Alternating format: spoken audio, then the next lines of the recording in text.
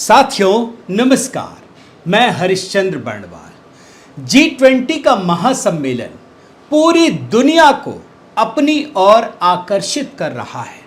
आपने, हमने, सबने देखा कि किस तरह की चीजें हो रही हैं और किस तरीके से पूरी दुनिया टकटकी लगाए देख रही है। लेकिन क्या आप जानते हैं, इसी महासम्मेलन को, इसी G20 सम्मेलन को बदनाम करने की साजिश रची जा रही है। ऐसी ऐसी रिपोर्ट्स तैयार की जा रही हैं और सिर्फ भारत ही नहीं बल्कि पूरी दुनिया में, पूरी दुनिया का दोस्तों लेफ्ट लिबरल इकोसिस्टम इसके पीछे पड़ा है। मोदी को बदनाम करने के लिए भारत को ही बदनाम कर रहे हैं। और कुछ पॉइंट्स के जरिए मैं आपको चीज़ें बता देता हूं कि क्या कुछ दिखाऊंगा।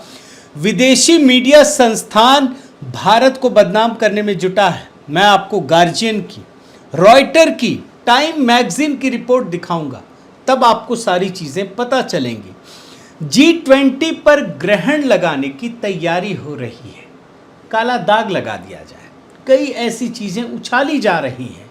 आप देखेंगे ना, चकित रह जाएंगे। इसके अलावा राहुल गांधी यूरोप दौरे पर निकल गए हैं, एकदम ठीक पहले।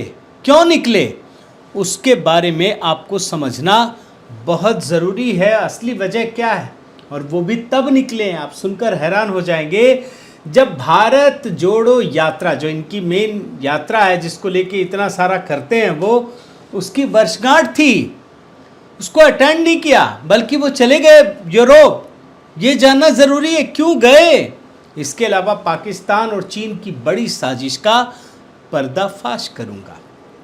अब आप सोचिए दोस्त, ये जो G20 की तस्वीर है ना, ये मन को मोह लेने वाली है। आप भी देख रहे हैं, मैं भी देख रहा हूं, हम सबको, जो भी देख रहा है ना, उसे लग रहा है कि काश हम भी होते। इन तस्वीरों को रंगारंग तस्वीरें हैं, लगता नहीं है कि ये भारत की तस्वीर है। और जिस तरीके से भारतीय संस्कृति को प्रदर्शित किया जा रहा है पूरी दुनिया में, वो अपने आप में बड़ा अनोखा है। इतने बड़े बड़े लोग आ रहे हैं। अब ज़रा सोचिए, इन परिस्थितियों में राहुल गांधी, जब भारत में इतना बड़ा उत्सव मनाया जा रहा है, तो सांसद राहुल गांधी वो कहाँ चले गए? वो तो यूरोप चले गए। जी हाँ, यूरोप चले गए। भारत में 8 सितंबर से 10 सितंबर तक ये G20 का महासम्मेलन चल रहा है। और तभी राहुल गांधी ठीक एक दिन पहले 7 सितंबर से ही यूरोप की यात्रा पर ब्रसेल्स पहुंच चुके हैं। जी हाँ, ब्रसेल्स पहुंच चुके हैं। आप देख लीजिए रिपोर्ट, तभी सारी चीज़ें खुलेंगी। अब देखिए, ये 6 दिन तक रहेंगे यूरोप की यात्रा में, तो ये तो जानना पड़ेगा ना कि करेंगे क्या। तो राहुल गांधी बेल्जियम की राजधानी ब्रसेल्स में यूरोपियन यूनियन के सांसदों से लंबी मुलाकात करेंगे। यहाँ पर विश्वविद्यालय के विद्यार्थियों को संबोधित करेंगे। फिर यही काम ये फ्रांस में करेंगे, हॉलैंड में करेंगे, और उसके बाद 11 सितंबर को दिल्ली तब लौट आएंगे जब भारत में G20 का सम्मेलन खत्म हो चुका होगा। है ना बड़ा दिलचस्प। मतलब भारत में इतना बड़ा उत्सव, और उसके एक दिन पहले ये जनाब, जो विपक्षी पार्टी के सबसे बड़े नेता, इंडिया अलायंस के प्रधानमंत्री पद के दावेदार हैं सबसे बड़े, वो एक दिन पहले चले जाते हैं और जैसे ही खत्म होगा वो उसके अगले दिन लौट आएंगे। अब जानते हैं कहानी को, आप समझिए बड़े ध्यान से।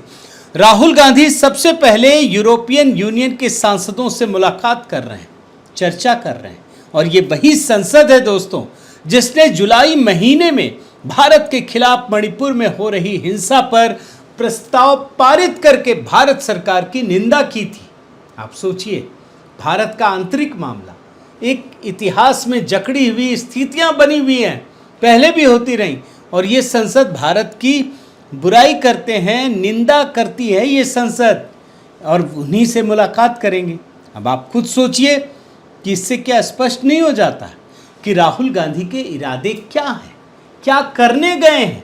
और याद रखिए, ये जो यूरोपियन यूनियन की संसद ने निंदा प्रस्ताव किया था ना पारित, भारत ने इसका पुरजोर तरीके से जवाब दिया और इस प्रस्ताव को गलत, भ्रामक और एक तरफा बताकर खारिज कर चुका है। लेकिन राहुल गांधी को क्या फर्क पड़ता है, वो तो गए ही इसीलिए। और इसीलिए याद रखिए कि राहुल गांधी का इरादा क्या है, उनका लक्ष्य क्या है। उनका इरादा ये है कि G20 सम्मेलन के दौरान प्रधानमंत्री मोदी की सरकार के खिलाफ देश के बाहर उन जगहों पर बोला जाए जहां से उनकी बात हर तरफ पहुंचे, मीडिया में सुर्खियां बने। यहां बोलेंगे भारत के अंदर, तो यहां तो आप जान रहे हैं इतने बड़े माहौल में कोई दूसरी चीज दिखा पाएगा क्या, पूरी दुनिया में दिखाएगा। और ये कहां पहुंच गए, सीधे यूरोप पहुंच गए, क्योंकि राहुल गांधी और कांग्रेस को पता है कि देश के अंदर G20 सम्मेलन के दौरान विरोध में बोलने पर भी कोई सुनने वाला नहीं होगा। और इसीलिए इससे बेहतर है कि उन देशों में जाया जाए जहां सुनने वाला हो, और वो भी राहुल गांधी तब गए हैं। मैं आपको ये भी दिखा देता हूं, बहुत आश्चर्य होगा आपको कि भारत जोड़ो यात्रा की वर्षगांठ 7 सितंबर को थी। जी हाँ, 7 सितंबर को ही। और उसके बाद भी वो महत्वपूर्ण इवेंट को छोड़कर उस इकोसिस्टम में पहुंच गए जहां उनकी बात को सुना जा सके। और राहुल गांधी ही नहीं दोस्तों, पूरा लेफ्ट लिबरल इकोसिस्टम, दुनिया भर की बहुत सारी ताकतें इस कोशिश में लगी हैं कि प्रधानमंत्री मोदी के G20 सम्मेलन में ग्रहण लग जाए। और इसीलिए ये इकोसिस्टम प्रचारित कर रहा है कि G20 की मेजबानी एक ऐसे देश को दी गई है जहां प्रजातंत्र खत्म हो रहा है। बड़े ध्यान से सुनिए, ये कह रहे हैं कि जहां प्रजातंत्र खत्म हो रहा है उस देश को दी गई है। और अमेरिका पश्चिमी देशों के साथ मिलकर भारत का साथ सिर्फ इसलिए दे रहा है कि उसे चीन को रोकना है। ये द गार्जियन की रिपोर्ट है, बड़े ध्यान से देखिए। The Guardian view on India's G20 summit, a backsliding democracy gets a play host editorial में लिखता है कि western democracies are wrong to overlook a country's descent into electoral autocracy because they believe they need it to contain China. आप समझिए कितनी बड़ी साजिश है। और ये वही इकोसिस्टम है जिसने प्रधानमंत्री मोदी को 2014 से पहले अमेरिका को वीजा देने से रोक दिया था। ये वही इकोसिस्टम है दोस्तों। और आज यही इकोसिस्टम G20 के सम्मेलन के दौरान बुराइयों को खोज खोज कर निकालने का प्रयास कर रहा है, ताकि प्रधानमंत्री मोदी के नेतृत्व में बढ़ते भारत के कद को कम किया जाए। ये इकोसिस्टम अब तो ये कहने लगा है कि प्रधानमंत्री मोदी अपने राजनीतिक फायदे के लिए ये आयोजन कर रहे हैं। अब जरा सोचिए, G20 में 20 देश है, हर कोई आयोजन करता है, तो कहीं ना कहीं तो आयोजन होगा। तो क्या राजनीतिक फायदे के लिए होता है? और अगर भारत के राजनीतिक फायदे के लिए है तो हम सबको तो गर्व होना चाहिए ना कि हमारा देश, हमारे देश का प्रधानमंत्री इस लेवल तक पहुंच गया है कि दुनिया के देशों को अपने यहाँ बुलाकर राजनीतिक फायदा कर सकता है। अब देखिए ना, यही रिपोर्ट में है ना। अब मैं एक चीज़ और आपको दिखाता हूँ कि G20 को बदनाम करने के लिए इस इकोसिस्टम ने ये तक कहना शुरू कर दिया है कि दिल्ली को सजाने संवारने के लिए बड़े पैमाने पर झुग्गी झोपड़ी को उजाड़ा गया है। ये मैं आपको CNN की रिपोर्ट दिखा रहा हूँ। India advocate for the global poor clear slums as G20 draw near. आप लोगों ने देखा है ना कि नेहरू जी विदेशियों को बुला के सपेरों से बीन बजवा के सपेरा वो सांप दिखाते थे, नागिन डांस दिखाते थे। ये भी वही सोचते हैं कि भारत वही सपेरों का देश है, और इसीलिए ये मानसिकता में ये लिख रहे हैं। और इस झूठी खबर को पूरे इकोसिस्टम ने प्रचारित करने का खूब प्रयास किया। आप ये रॉयटर की रिपोर्ट भी देख लीजिए। और इसमें पाकिस्तान का भी जो लेफ्ट लिबरल इकोसिस्टम है वो भी शामिल हो गया। लेकिन भारत सरकार को जैसे ही पता चला, PIB के जरिए इनका फैक्ट चेक कर दिया और बताया कि आप झूठी खबर दिखा रहे हैं, आप फेक खबर है आपकी। अब देख लीजिए PIB का ये fact check. CNN has made misleading claim regarding clearing encroachments in Delhi ahead of G20 summit।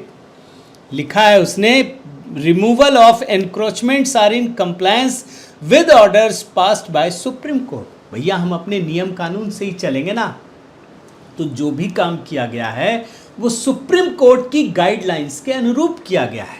जानते हैं दोस्तों, ऐसी ही फेक खबर, ऐसी ही न्यूज़ सोशल मीडिया पर डाली गई वीडियो जिसमें कहा गया है कि G20 में वसुधैव कुटुंबकम की बात करने वाला भारत इस सम्मेलन को सफल बनाने के लिए कुत्तों को निर्दयता के साथ पकड़ पकड़ कर बंद कर रहा है। और ये देखिए, इस ट्वीट को मानवी राय, कोई एक्टिविस्ट है दिल्ली की, वो कनाडा में जाकर बोल रही हैं। बताइए, हिंदी में। मैंने तो पूरा वीडियो सुना, आपको मिल जाएगा वैसे। और ये जो वीडियो है ना दोस्तों, ये कनाडा से अपलोड किया गया है। कौन सा कनाडा? हम जानते हैं ना, वही कनाडा जहां भारत विरोधी जो प्रचार होता है ना, उसको खुली छूट होती है। कृषि आंदोलन में भी आप देख चुके हैं, जहां सरकार के लिए इनका वोट इतना महत्वपूर्ण हो जाता है कि ये सब कुछ धज्जियां उड़ाने देते हैं, भारत की बुराई करते हैं। और जब खुद करते हैं कनाडा में बैठ करके, तब इनको होश नहीं रहता। अभी ट्रकर्स ने स्ट्राइक किया था, कितना जुल्म ढाया गया, केस दर्ज कर दिए गए। और भारत में जो है ना, ये चहक उठते हैं, एकदम खुल के बोलने लगते हैं। ये जो वीडियो मैं आपको दिखा रहा हूँ ना, ये कनाडा का है। और याद रखिए, पूरा लेफ्ट लिबरल इकोसिस्टम G20 के खिलाफ पूरी तरह से लगा हुआ है। अभी देश के राष्ट्रपति ने G20 के निमंत्रण के लिए प्रेसिडेंट ऑफ भारत लिखा हुआ लेटर हेड इस्तेमाल किया, तो पूरा सिस्टम भारत के संविधान के बारे में बिना सोचे समझे झूठ फैलाने लगा। आपको मैं वॉशिंगटन पोस्ट की रिपोर्ट दिखा रहा हूं, आप देखिए, पढ़िए। India's government replaces India with ancient name Bharat in dinner invitation to G20 guest. अब आप सोचिए दोस्तों, क्या लिखा है? With ancient name Bharat. अरे भैया, एंशिएंट नेम तो है, लेकिन ये औपचारिक नाम है, इंडिया दैट इज भारत। संविधान में भारत लिखा है। दुनिया को पता ही नहीं है कि इस देश का नाम भारत है। इंडिया भी है, भारत भी, इंडिया दैट इज भारत। अब आप ये लिख रहे हैं कि ये रिप्लेस कर रहे हैं। अब आप देखिए, ये टाइम की रिपोर्ट है, दी टाइम की। भारत और India, the controversy over some Hindu nationalist push to rename India. देख रहे हैं, हिंदू नेशनलिस्ट, वो जो है इंडिया का नाम बदल के भारत कर दिया है। आप देख रहे हैं ना, अपने देश के लोग कैसा झूठ फैलाते हैं, और उस झूठ पर ये सारे नाच रहे हैं, सिर्फ मोदी विरोध के लिए। पता है कि मोदी हट जाएगा, ये सारी ताकत खत्म हो जाएगी। और लेफ्ट लिबरल इकोसिस्टम G20 को बदनाम करने के लिए उसी दिन से लगा हुआ है जिस दिन प्रधानमंत्री मोदी ने G20 का लोगो लॉन्च किया था। इसके लोगो में राष्ट्रीय पुष्प कमल के होने को लेकर कहा जाने लगा कि पार्टी प्रचार कर रही है, ये कांग्रेस कह रही थी। और देखिए, उसी लेफ्ट लिबरल इकोसिस्टम में शामिल चीन को आप मैं दिखा रहा हूं, उसने वसुधैव कुटुंबकम जो स्लोगन लिखा गया उसका विरोध करने लगा। कैसे कैसे विरोध करते हैं, सिर्फ भारत को छोटा और बदनाम दिखाने के लिए ये सब किया जाता है। चीन ये कहने लगा कि ये तो संस्कृत भाषा में है, और संस्कृत संयुक्त राष्ट्र की आधिकारिक भाषा नहीं है। भैया, क्या ये जो G20 बना है ये UN का संगठन है क्या? नहीं है ना। अरे भाई, UN अलग संगठन है, G20 अलग संगठन है, सार्क अलग संगठन है, कॉमनवेल्थ अलग संगठन है। इसको UN से क्या लेना देना? जो इसका सदस्य होगा वही तो तय करेगा, जिसकी प्रेसिडेंसी होगी वो तय करेगा। तो देखिए, लेकिन विरोध करना है ना दोस्तों, तो इसीलिए किया जाता है। तो कुल मिलाकर मैं यही कहूँगा दोस्तों कि जिस तरीके से ये पूरा सिस्टम, राहुल गांधी का तो आपको पूरा का पूरा वो ही दिखा दिया कैलेंडर। ये Rahul Gandhi, Congress, left liberal ecosystem और पूरी दुनिया का ये संगठन जिस तरीके से भारत के सम्मान को मतलब चोट पहुंचा रहा है, भारत की जो विराट इस समय छवि बनी हुई उसको छोटा करने का प्रयास कर रहा है, उससे साफ पता चल रहा है कि इसकी मंशा खराब है और ये किसी ना किसी सुनियोजित साजिश के तहत हो रहा है। लेकिन कहते हैं ना, जो मेहनत करता है आखिर में जीत उसी की होती है। तो विश्वास रखिए, प्रधानमंत्री मोदी जो कर रहे हैं वो बहुत बड़ा कर रहे हैं, और जब बड़ी चीज़ होती है तो दुश्मन भी बड़े होते हैं। बहुत बहुत धन्यवाद। आपसे निवेदन है साथियों कि आप मेरे इस चैनल को ज़रूर सब्सक्राइब कीजिए, लाइक कीजिए, शेयर कीजिए, कमेंट कीजिए और इस बेल आइकन को प्रेस करना मत भूलिएगा। नमस्कार।